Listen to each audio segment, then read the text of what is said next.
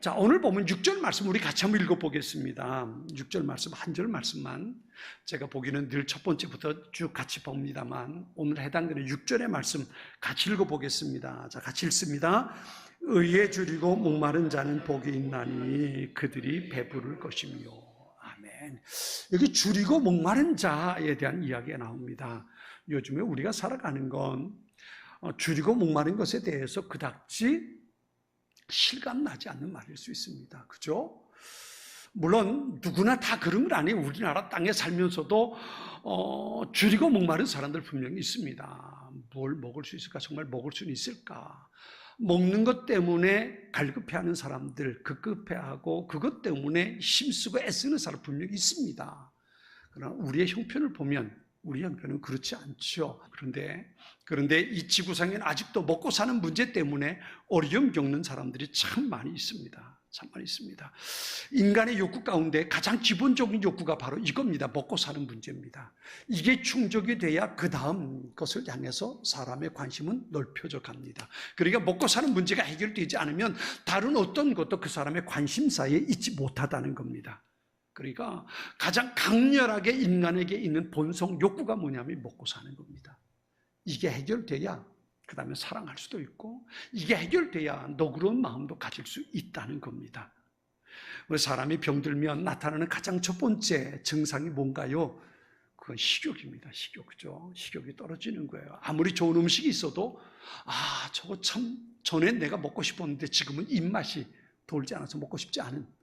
병들면 식욕이 떨어지는 거예요. 우리 영적인 모습도 그렇습니다. 영적으로 병이 들면 영적인 욕구가 식욕이 떨어지게 되고 마는 겁니다.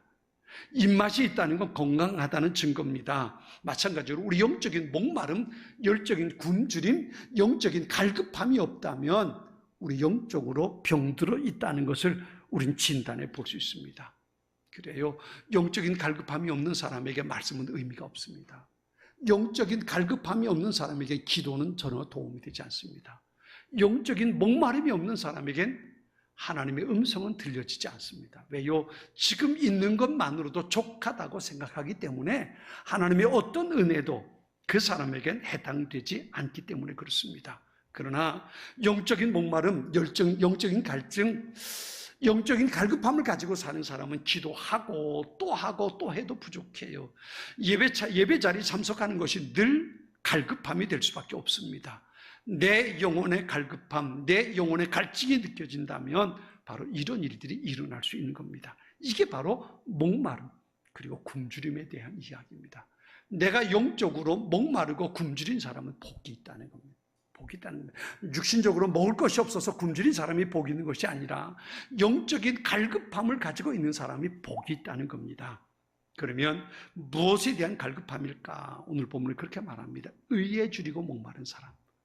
의에 대한 갈급함을 가지고 있는 사람이 복이 있다는 겁니다. 의라는 게 뭘까요? 의라는 건 한마디로 설명하면 옳다는 말입니다. 옳다는 말인데, 그런데 이 의를, 옳다는 것을 두 가지로 생각해 볼 수 있어요. 하나는 상대적인 의입니다. 이런 거죠. 저 사람보다 내가 그래도 낫지 않아? 이런 겁니다. 그렇죠? 똑같은 일인데 어떤 경우에는 옳은 일이 되고 어떤 경우에는 그런 일이 될 수도 있습니다. 그래서 한번 생각해 보세요. 세상에 이 절대적인 의, 하나님 앞에서 의롭다고 자신 있게 나설 수 있는 사람이 있을까요? 그처럼 없죠.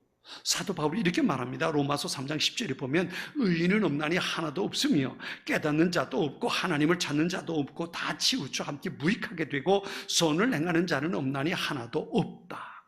의인은 없나니 하나도 없다 그랬어요. 이 의인이라는 이야기는 어떤 것을 말하냐 하면요, 하나님 앞에서의 의인입니다. 바울은 나중에 그렇게 말해요. 내가 율법의 의로는 흠이 없는 자라 스스로 말합니다. 그러니까 하나님 말씀대로 나는 최선을 다해 살아왔고 나는 하나님 말씀을 어기며 살아본 적이 없다라고 스스로 말하거든요. 이게 바울뿐만 아니라 바리새인들이 가지고 있는 자부심입니다. 나는 하나님의 말씀대로 살고 있어. 그래서 바리새인이 예루살렘 성전에 올라가서 기도할 때 그러잖아요. 하나님, 나는 금식하고 나는 11조를 드리고 저놈들처럼 나는 죄짓고 살지 않습니다. 그리고 기도하잖아요. 이게 자신들이 가지고 자부심입니다. 나는 이렇지 않아. 이런 마음 가지고 살거든요. 바울도 그렇게 말했던 거거든요. 그런데 바울이 하나님의 은혜를 깨닫고 나니까 이렇게 말합니다. 의인은 없나니 하나도 없다. 하나님 앞에 내가 옳습니다. 이 정도면 그래도 내가 합격점 받을 수 있지 않겠습니까? 그리고 하나님 앞에 설들고 설 수 있는 사람이 아무도 없다는 겁니다. 그러니까 하나님의 절대적인 의 앞에서 모든 사람은 죄인이 될 수밖에 없다는 겁니다. 그렇다면 우린 하나님 앞에 설 수 없는 사람들이 되고 만 겁니다. 왜냐하면 하나님 앞에 설 수 있는 사람은 의로운 사람밖에 없거든요. 이 고민을 하다가 구약성경 하박국 선지자가 깨달은 게 있습니다. 그래서 이렇게 고백합니다. 의인은 믿음으로 말미암아 산다. 이 말씀은요, 우리가 좀 이해를 잘해야 되는데, 이 말씀의 핵심은 뭐냐면 의인은 산다는 거예요. 의인은 산다. 하나님 앞에 의인은 산다, 그 말이거든요. 그러니까 믿음으로 말미암아라는 말은 수식어입니다. 그러니까 이 문장은 이렇게 해석해야 됩니다. 믿음으로 말미암아라는 말을 형용사로 보고 의인은 산다는 말을 그 핵심 구절로 본다면 이런 거예요. 믿음으로 말미암은 의인은 산다, 그 말이에요. 믿음으로 말미암은 의인은 산다. 그러니까 의인은 어떤 사람이냐면 믿음을 가지고 사는 사람이 의인이고 그 사람이 하나님 앞에 옳담을 받는다는 겁니다. 그러니까 나는 의인이야, 그러니까 난 믿음으로 살아, 이런 게 아니고 믿음을 가지고 있는 사람이 의인이 될 수 있고 그가 하나님 앞에서 옳다 인정함을 받을 수 있게 된다는 거예요. 우리 성경의 모습과는 좀 다르게 해석이 될 수, 다르게 번역이 될 수 있으면 참 좋겠어요. 믿음으로 말미암은 의인은 산다, 이렇게 말하는 게 맞는 말일 것 같습니다. 그러니까 내가 의로워서 의인이 아니에요. 하나님께서 나를 의롭다고 인정해 주실 거야. 하나님께서 나를 알아주실 거야. 이 믿음을 가지고 하나님 앞에 나아가는 사람, 그 사람이 의롭다 인정받는다는 거예요. 그래서요, 이 의인이라는 말은 이렇게 말할 수 있어요. 오를 의자인데요, 그 다음에 인자가 사람 인자가 아니고 인정받는다는 인자가 되는 거예요. 이런 겁니다. 내가 하나님 앞에 나가면 난 죄인으로 판정될 수밖에 없어요. 그런데 내가 예수님을 믿고 예수님의 십자가를 붙들고 하나님 앞에 서면 하나님께서 나를 보시는 게 아니라 십자가를 보시는 거예요. 아, 내가 십자가를 붙들고 있구나. 내 심장에 예수님의 피가 흐르고 있구나. 오케이, 그러다면 넌 옳은 사람이야 라고 인정한다는 거예요. 그러니까 내가 의로운 사람이 되는 것이 아니고 예수님의 십자가를 붙들고 서 있기 때문에 하나님께서 나를 의롭다고 인정해 주신다는 거예요. 이게 바로 믿음으로 말미암은 의인이 산다는 말입니다. 내 이름으로는요, 내가 살아가는 내 삶의 행적을 가지고는 하나님 앞에 의롭다고 인정받을 수 없어요. 아무도요. 의인은 없나니 하나도 없다 그랬잖아요. 우린 다 그런 사람들이에요. 다른 사람들보다 조금 나을 수는 있어요. 그러나 하나님 앞에서 내가 옳다고 자신이 할 수 있는 사람은 아무도 없단 말이에요. 그런데 예수님을 내가 믿고 예수님이 나 때문에 십자가에 돌아가셨다는 그 주님이 십자가를 붙들고 주님 앞에 섰을 때 하나님께서 그 예수님의 십자가의 보혈을 보시고 그리고 나를 의롭다고 보시는 거예요. 이게 바로 믿음으로 의롭다함을 받는 사람의 모습이란 말이에요. 복음의 의미로 생각하면 죄인이 어떤 사람이냐 하면요, 죄인이 어떤 사람이냐 하면 자기가 죄인인 줄 모르는 사람이 죄인인 거예요. 이 복음 속에서 우리가 볼 수 있는 거예요. 죄를 지은 사람이 죄인이 아니고요, 자기가 죄인인 줄 모르는 사람이 죄인인 거예요. 왜? 이미 복음은 자기가 죄인인 것을 깨닫고 주님의 십자가를 붙드는 사람에게 구원의 은총의 길이 이미 열려 있거든요. 그런데 나는 죄가 없어, 나는 죄인 아니야 라고 그 십자가의 은혜의 길을 걷어차는 사람, 그 사람이 하나님께서 보시기엔 죄인이란 말이에요. 우린 이미 복음의 은혜를 입고 내가 죄인인 것을 깨닫고 예수님이 십자가 보혈에 인침받고 하나님께 구원받은 하나님의 사람들이 될 수 있는 겁니다. 내가 잘나서 된 것 아니에요. 하나님의 은혜 가운데 된 거예요. 그러니 우리는 늘 감사하며 살 수밖에 없는 거지요. 욥기서에서 보는 것처럼 이해가 안 되고 용납이 안 되고 받아들여지지 않는 그런 사건들 속에 우리가 있을 수도 있습니다. 그러나 그 순간에도 우리가 할 수 있는 고백은 그겁니다. 지금도 하나님은 살아계신다. 하나님의 시선을 의식하고 하나님 앞에 택함 받은 자로 살아가는 그 사람이 믿음으로 말미암은 의인의 모습이라는 겁니다. 이것이 바로 의에 줄이고 목마른 심령입니다. 형통할 때 교만하지 않고, 어려움이 있을 때 굴복하지 않고 비굴하지 않고, 의에 줄이고 목마른 것, 그 믿음을 가지고 살아가는 사람, 그 사람이 의인의 삶을 살아가게 되는 겁니다. 여러분, 십자가를 보세요. 예수님의 십자가를 못 박아 버린 로마 군인들, 유대인의 종교 지도자들, 십자가에 못 박아야 한다고 외쳤던 무지한 군중들, 예수님 십자가에 못 박고 돌아가셨을 때 아마 그들은 생각했을 겁니다. 우리가 이겼다. 그죠? 우리가 이겼다. 드디어 예수를 우리가 죽였다라고 생각했을 겁니다. 근데 보세요. 누가 진정한 승리자입니까? 종교 지도자들일까요? 악한 마귀가 승리자인가요? 유대인들이 승리자입니까? 아니잖아요. 예수님께서 사흘 만에 부활하시고, 그리고 하나님께서 기대하시는 수많은 영혼들을 살리는 구원의 길을 열어놓으셨잖아요. 그분이 바로 승리자란 말이에요. 최후의 승리는 하나님의 것입니다. 그렇게 하나님 앞에 선택받은 사람이 복이 있다는 겁니다. 그런 의미에서 오늘 우리가 예수님의 십자가 보혈을 의지하고 예배 자리 나와 있는 사람이 복이 있는 거예요. 여러분, 교회 밖에 있는 사람들은 어떤 사람들일까요? 교회 밖에 있는 사람들은 나 예수님 없이도 살 수 있어, 이런 사람들이에요. 난 죄 짓고 사는 거 아니야. 난 죄인 아니야. 교회 밖에 있는 사람들은 예수 없어도 난 잘 살 수 있어, 그런 사람들이거든요. 성경은 그런 사람들을 죄인이라고 말하는 거예요. 그런데 나는 예수님의 은혜가 있어야, 예수님 십자가가 있어야만 살 수 있어, 이 마음 가지고 예배 자리에 있는 사람, 그 사람이 바로 복 있는 사람의 모습이라는 겁니다. 신학적으로 보면요, 이 의라는 것은 옳은 관계를 말하기도 합니다. 그렇게 볼 때에 이 의에 줄이고 목마른 사람은 어떤 사람이냐 하면요, 올바른 관계를 이루어 가기 위해 힘쓰는 사람이에요. 이 관계를 생각할 때 우리 세 가지 관계를 생각할 수 있습니다. 하나는 하나님과의 관계고요, 두 번째는 사람들과의 관계고요, 세 번째는 우리가 누리고 사는 환경과의 관계예요. 여러분, 우리는 하나님과 어떤 관계를 이루고 살아야 할까요? 하나님과 나는 어떤 관계여야 될까요? 하나님과의 관계는 하나님을 예배하는 자로 사는 거예요. 하나님을 섬기고 하나님을 예배하고 하나님을 경배하며 사는 겁니다.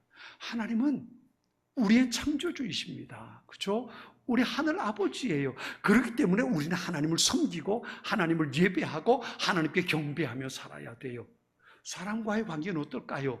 사람들과의 관계는 사랑하고 돌보며 사는 겁니다. 이게 사람들과의 관계예요. 그리고 내가 사는 내 삶의 환경과는 환경은 어떨까요? 환경은 내가 다스리고 살아야 할 관계입니다. 돈, 이건 내가 다스려야 돼요. 건강, 내가 다스려야 돼요. 내가 하는 일, 이건 내가 다스리고 관리해야 되는 거예요. 그렇죠? 이 관계, 하나님을 내가 섬겨야 되고, 사람들과는 사랑하고 서로 돌보고 배려하고 살아야 되고요, 다른 모든 것을 내가 다스리며 살아야 돼요. 그런데 이게 어떻게 틀려졌는지 아세요? 여기에 중심은 누구냐면 하나님 중심이거든요. 하나님 중심이에요. 그런데 이 관계가 어그러지고 나니까 어떻게 돼버리고 나냐면 내가 중심이 되는 거예요. 내가 중심이 됩니다. 내가 잘 살기 위해서 하나님을 이용해요. 내가 잘 살기 위해서 사람들을 이용해요. 내가 잘 살기 위해서 돈을 섬기게 됐어요. 이게 잘못된 거란 말이에요. 신앙생활 하면서도 우리 이렇게 잘못될 수 있어요. 내가 건강해지기 위해서 내가 하나님 앞에 기도하고, 내가 성공하기 위해서 하나님 앞에 예배하고, 이거 좀 바뀌어져야 되는 거예요. 내 문제를 해결하기 위해서 하나님을 찾고, 이거 좀 틀려져야 되는 거예요. 이게 잘못, 이 관계가 어그러져 버리면 우리의 신앙생활이 위험해질 수 있거든요. 그런데 많은 사람들이 이렇게 위험한 관계 속에 살아요. 내가 건강하기 위해서, 우리 가정에 잘 되기 위해서, 우리 아이들이 좀 더 형통하게 살기 위해서 내가 기도하고 하나님 앞에 예배하고 신앙생활을 해요. 지금 관계성에 문제가 있는 거예요. 하나님은 내가 섬겨요.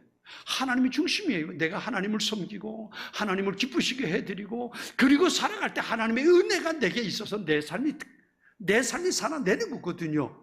근데 이게 잘못돼가지고 내가 잘 되기 위해서 하나님 앞에 기도하고 내가 잘 되기 위해서 하나님을 예배해요. 이건 뭐예요? 하나님을 내가 이용하는 거예요. 이용하는 거예요. 그러다 보니까 사람들도 이용해요. 저 사람을 이용해서 내가 어떻게 득을 얻을 수 있을까? 이렇게 돼버리고 마는 거예요. 그러니까 거기서 한 걸음 더 나가면 뭐가 되냐면 내가 잘 살기 위해서 내가 필요한 것이 돈이에요. 그리고 그 다음부터 돈 벌기 위해서 수단과 방법을 가리지 않게 되는 거예요. 그러다 보면 돈이 내가 섬기는 신이 돼버려요. 이게 관계가 어긋나 버린 겁니다. 올바른 관계는 내가 하나님을 섬기고 하나님께 경배하고 하나님을 예배하고 다른 사람들과는 서로 사랑하고 돌보고 관계를 이루어가고 다른 것들은 내가 다스리며 살아갈 수 있어야 되거든요. 이 관계가 이루어질 수 있어야 돼요. 타락하고 나면 이 관계가 뒤죽박죽 돼버릴 수밖에 없는 겁니다. 관계가 깨어진 상태, 이게 죄의 상태거든요. 의라는 게 뭘까요? 의라는 건 그런 겁니다. 하나님이 나의 하나님이 되고 더불어 살아가는 사람들이 내가 사랑하고 돌봐야 할 사람들이 되는 것이고 다른 것들은 내가 관리해야 할 대상이 돼버리고 마는 거예요. 이 관계가 회복되는 것, 이게 바로 의로운 모습이란 말이에요. 다른 것에 마음 빼앗기지 않고 내 삶의 중심이 하나님을 기쁘시게 해드리며 살아가는 것, 이것이 의로운 삶의 모습이라고 볼 수 있는 겁니다. 그런데 이게 이게 문제예요. 이게 쉬울까요? 이게 쉽지 않단 말이에요. 이게 정말 어려워요. 만일에 오늘 예수님께서 의로운 사람은 복이 있다라고 말씀하셨으면 우린 다 그 대상에서 다 제외됐을 거예요. 우린 의로운 관계를 이룰 수 없잖아요. 너무너무 힘든 거잖아요. 그런데 예수님이 이렇게 말씀하세요. 의에 줄이고 목마른 사람이 복이 있다. 이게 복음이에요. 이게 복음입니다. 의로운 사람이 복이 있나니 이렇게 말했다면 우린 다 대상이 안 돼요. 그런데 예수님 말씀하시는 거 그거예요. 의에 줄이고 목마른 사람이 복이 있다. 이 말을 다르게 말하면 이거거든요. 의를 사모하고 의로운 관계를 이루기 위해서 마음의 소원을 품고 사는 사람이 복이 있다. 그러니까 거기에 내가 이르지 못했어요. 내가 의로운 관계에 완벽하게 적응하지 못했어요. 내가 지금 그렇게 살아내지 못하고 있어요. 그런데 내 마음에 나 그렇게 살고 싶어. 이 소원을 가지고 사는 거예요. 내가 하나님과의 관계를 바르게 이루고 살고 싶고 내가 다른 사람들과의 관계도 또 내가 가지고 있는 모든 환경과의 관계도 내가 바른 관계를 이루고 살고 싶어. 내가 하나님 앞에 의로운 자로 살고 싶어. 내가 하나님 앞에 의로운 사람으로 인정받고 싶어. 이 마음 가지고 이 소원 가지고 살아가는 사람, 그 사람이 복이 있다는 겁니다. 하나님과의 관계를 의롭게 이루고 싶어. 난 지금 그렇게 100% 이루고 있지 못하지만 하나님께서 점수를 매긴다면 내가 지금 한 20점밖에 되지 못하지만 10점밖에 될 수 없을지도 모르지만 그럼에도 불구하고 하나님, 나 100점짜리 되고 싶어요. 나 100점짜리 의로운 사람이 되고 싶어요. 하나님 앞에 내가 의로운 사람으로 인정받고 싶어요. 나 그렇게 살고 싶어요. 이런 소원을 가지고 살아가는 사람, 그 사람이 복이 있다고 말씀하신 거예요. 이게 바로 의에 줄이고 목마른 사람이거든요. 내가 지금 그렇게 살아내지 못하지만 그 소원을 가지고 오늘도 살아내고 그것을 위해서 기도하고 그것을 가지고 말씀을 묵상하고 말씀을 읽을 때에 내 삶 가운데 의롭지 못한 것을 발견할 때야 내가 이게 잘못됐구나. 주님 나를 용서해 주세요. 나를 닦아주세요. 나를 씻어주세요. 주님 앞에 기도하고 나아가는 사람, 그 사람이 바로 의에 줄이고 목마른 사람이 될 수 있는 겁니다. 이걸 깨닫고 나니까 하박국 선지자가 그렇게 기도하는 거예요.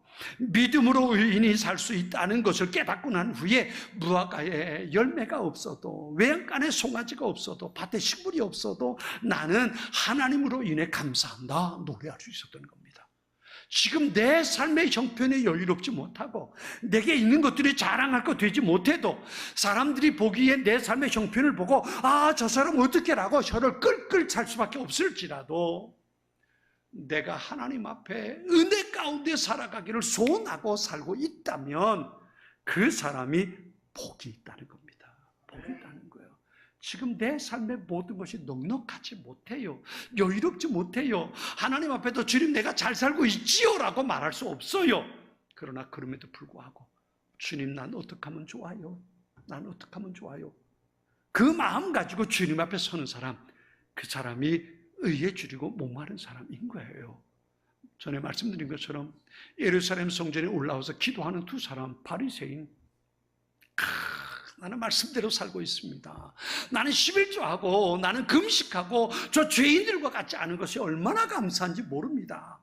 그렇게 나와서 기도하는 사람에겐 하나님의 의로움이 적용되지 않는 거예요.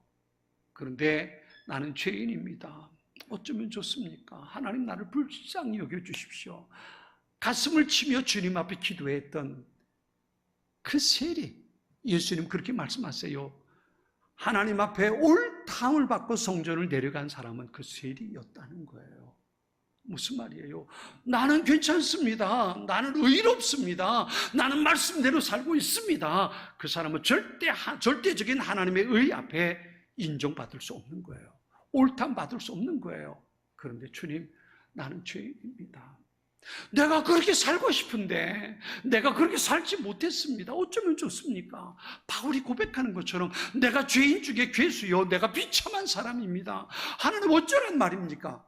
그 마음 가지고 하나님의 말씀 앞에 서는 그 사람이 복 있는 사람이고 그 사람에게 하나님께서 의롭다고 말씀해 주신다는 겁니다. 이게 바로 의에 줄이고 목마른 사람, 그 사람의 모습이기 때문에 그렇습니다.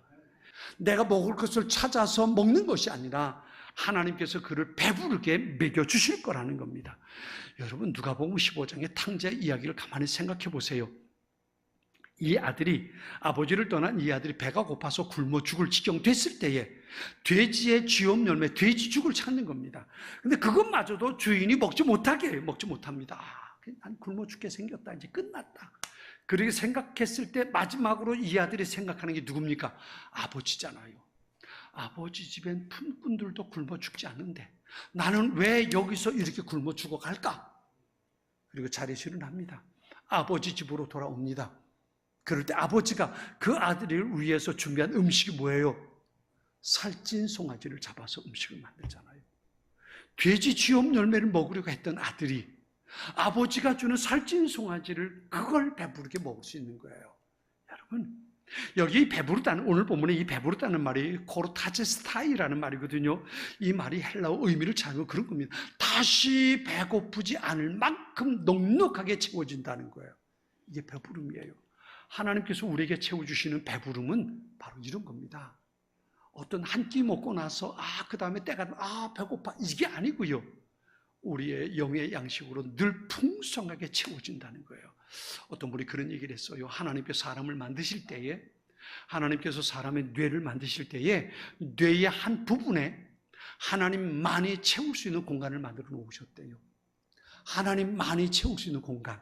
그러니까 그 공간엔 뭘 먹어도 안 채워주고, 어떤 명예를 가져도 채워지지 않고, 어떤 권력을 가져도 채워지지 않고, 사람들과 어떤 사랑을 나누어도 채워지지 않는 공간이 하나님께서 뇌 가운데 만들어 놓으셨대요. 근데 그 공간을 누구만 채울 수 있냐면 하나님만 채울 수 있다는 거예요. 그래, 놀라운 건 그 공간이 채워져야 비로소 다른 공간들로 인해서 만족감을 누릴 수 있다는 거예요. 하나님께서 내게 은혜로 채워주지 않으면, 하나님께서 내 굶주림을 만족스럽게 채워주지 않으면 우리의 삶은 결코 만족할 수 없는 상태가 된다는 겁니다. 이 세상의 것들은 절대로 채워지지 않는, 절대로 배부를 수 없는 것이 인간의 모습이라는 겁니다. 아니, 세상의 것은 가지면 가질수록 더 가지고 싶은 겁니다. 우리 여자분들은 잘 알 수 있는 내용일 텐데요. 짠 음식을 먹으면 어때요? 짠 음식을 먹으면 갈증이 생기죠. 갈증이 생기면 물을 더 마시게 되고 더 마시게 되죠. 아무리 맛있는 음식을 먹어도 그 음식이 짰으면 그 다음에 더 물을 들이키게 되고 말지요. 세상의 것은요, 가지면 가질수록 배고픔은 더 커지는 거예요. 욕심은 더 커지는 겁니다. 여러분, 인간의 욕심이라는 게 얼마나 클까요? 인간의 욕심이라는 게 얼마나 클까요? 대한민국 땅을 다 가지면 만족할까요? 전에도 말씀드린 것처럼 어떤 부자가 그랬다잖아요. 얼마나 가지면 만족할 수 있겠습니까? 딱 한마디로 대답하더래요. 좀 더. 아주 간단해요. 지금보다 좀만 더 가지면 만족할 수 있을 것 같습니다. 그럼 보세요. 지금 있는 것보다 좀 더 가졌어요. 그 다음엔 어떻게 대답할까요? 좀 더. 그 다음에는요, 좀 더. 인간의 욕심은 끝이 없는 겁니다. 그런데 하나님께서 인간의 마음에 하나님의 은혜를 채워주시면 그 모든 것들이 만족할 수 있는 배부름의 상태를 이룰 수 있다는 겁니다. 하나님께서 말씀하십니다. 나만이 너를 배부르게 할 수 있다. 네가 나를 그리워할 때에 내가 너를 채울 것이고 그때 너는 비로소 만족감을 누릴 수 있다. 하나님께서 말씀하시는 겁니다. 의에 줄이고 목마른 사람, 하나님을 그리워하고 하나님을 보고 싶어하는 사람들, 하나님의 말씀에 굶주리고 갈증을 느끼는 사람들, 성령으로 목마름을 해결하고 싶은 사람들, 이런 사람들이 복이 있다고 예수님 말씀하시는 겁니다. 그리고 그를 배부르게 만들어 주시겠다는 겁니다. 배부르다는 건 더 이상의 부족함이 없다는 말씀입니다. 하나님을 타는 목마름, 갈증으로 사모하는 사람, 하나님의 말씀을 사모하고 하나님께서 내가 너와 함께 할게, 그 하나님의 거룩한 음성을 그리워하는 그 사람, 하나님께서 그와 동행하시고 그의 삶 속에 하늘의 것으로 채워주신다는 의미가 그 말씀 속에 있습니다. 사랑하는 성도 여러분, 그 하나님을 굶주려 하고 그 하나님에 대한 갈증을 가지고 그 하나님에 대한 목마름을 가지고 살아가는 우리 모두가 될 수 있기 바랍니다.